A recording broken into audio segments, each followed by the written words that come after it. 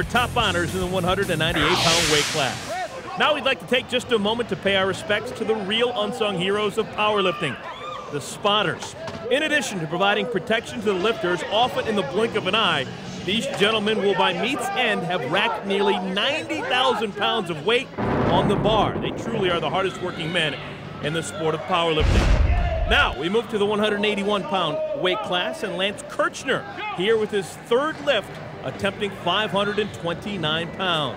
Kerchner's one of the most seasoned competitors here today. Now what's interesting to note is he's competing in the 181-pound class, but he weighed in light enough to be in the 165s. That tells me not only is he going for the class win, but he's looking for the overall in his division, which is based on pound for pound. 529, no problem for Kerchner. And the president of his fan club, his wife Nicole, pleased with the effort of her strong man. It's great to have your family behind you. That gives you all the support you'll ever need. Lance Kerchner with a decisive victory in the 181-pound weight class. We talked to the biggest of bears, Horace Lane, who discusses his strategy for choosing an opening lift. Well, you want to make a statement, but you don't want to open up with too much weight either, where the point of it is that you don't know how much your competition is going to do. So if you got the competition is going to fall off about 630 or 640, and you open up with 690 and you have trouble with that, then that creates a lot of problems. Well, Horace not exactly practicing what he preaches. Sean, he's attempting 688 pounds. Is that too much? I think it's too much. Horace almost got himself in trouble last year by missing his opening attempt as well. You know, you can change your opener up till minutes before the competition. That kind of creates the environment for mind games. And when you're trying to intimidate your competitor with a big opener, you could actually sabotage yourself. Well, let's see if he does. He does sabotage himself. Those long arms unable to get extended. So Horace Lane out of Detroit, Michigan, fails on his first attempt. Yeah, he's got to get his lockout solid. That was not good enough to pass the attempt. And folks, check this out. Mike Womack getting some inspiration from his sister Kelly, who we'll see competing a little bit later on. He is attempting on his very first attempt a new record, 733 pounds. This would blow Horace Lane out of the water, you would think. In the regional qualifiers, Womack was like a sharpshooter, picking his targets and taking them out. If this is the weight he's going for, then you can rest assured he's very confident that he's going to get it. Mike Womack settles underneath the bar. 733 pounds and an opportunity for immortality.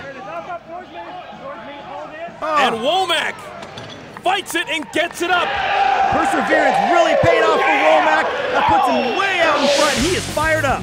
Womack firmly entrenched atop the leaderboard and in the record books, creating a lot of pressure for defending champ Horace Lane. We'll see if the Motor City truck driver can get back on the heavy metal highway when we return. Well, I'm off to Jiffy Lube. Why? Well, I hear they keep you informed of everything that goes on in your car. Everything? 1, 2, 3.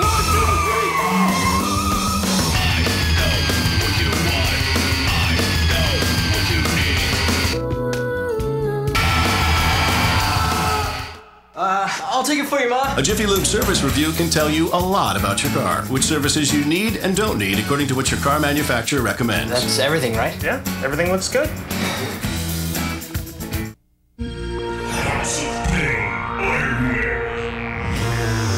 Featured model Elaine Goodlad is a fitness competitor and a House of Pain supermodel. T-shirts range from $14 to $16 each in a wide array of styles. We can embroider your name on a sturdy gym bag. Call for pricing. House of Pain. Call for a free catalog or visit us online at www.houseofpain.com.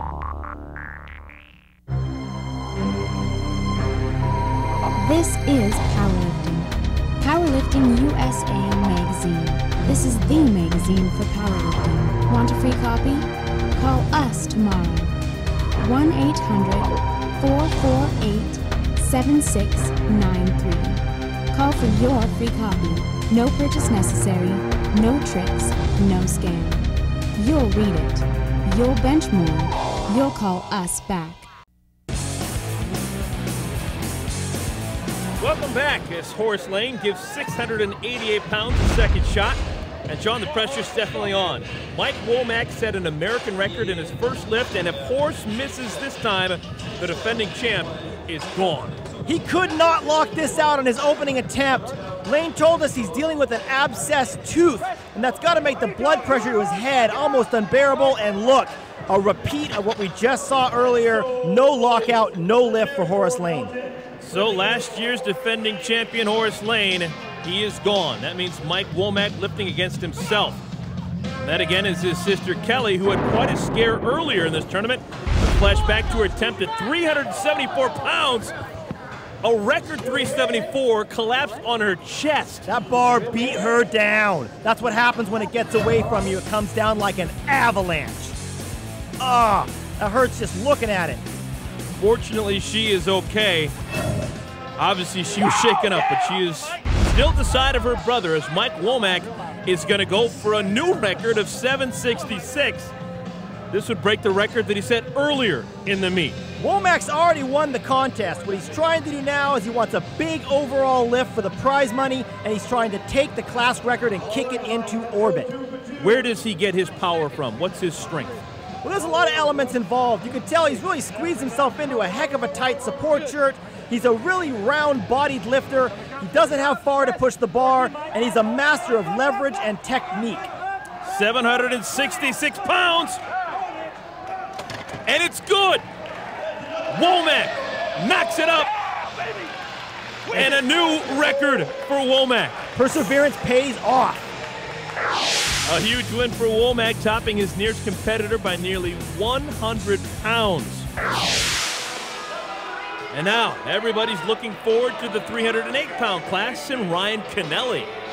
He's a big old monster. I don't know where he hides his teeth and his fangs, but he's a big old monster. But he's a super nice guy, too, and he's fun to talk to. And it's amazing. It's amazing how he's not a super heavyweight in his 308s. We're looking forward to seeing Mr. Cinelli, but remember, powerlifting, well, it's a sport that anyone can participate in, no matter what their weight. This is Tony Sheldrup's winning effort in the 114-pound class. This is 281 pounds. Sheldrup also competes as a bodybuilder, so rest assured that 114 pounds, though it may be light, it's all muscle. And the weight's going right up. So smooth for Sheldrup. 281 pounds, no problem. Let's move to the 123-pound class. And a remarkable performance by Steve Petrancic, who actually dropped down to this weight after winning the 132-pound class the last 2 years. He's already won the division, and now he's looking to enter the record books with a lift of 353 pounds. The Russian Bear said he came here today to be the first man in history to win 3 BenchAmericas in a row, and he gets the job done. To put that lift in perspective, that's the equivalent of Petrancic at 123 pounds lifting the largest player in the NFL over his head. Heck of a performance. Let's move to the 132s, and Kerwin Unton of Hawaii. He's looking to do a little record rewriting himself. This is an attempt at 391 pounds. Check out the arch on this guy. With the lighter lifters, their flexibility is extreme. A lot more technique is involved in the lighter weight classes. These guys are maximizing every single advantage they can have. They're really limiting the range of motion, and we're going to see big numbers from lightweight lifters. Unton. Yes, successful on the lift. Give him 391 pounds with that performance.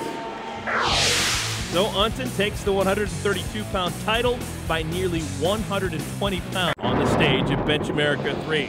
And one of the fiercest battles was in Joe's old weight class, the 148-pounders.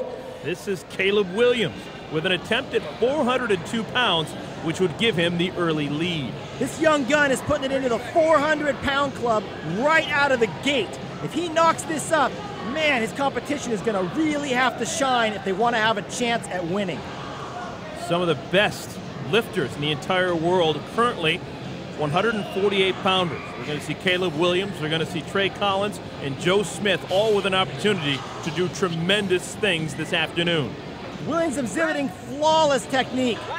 Great bar control. It's a good lift. And we're into the 400s for the 148s.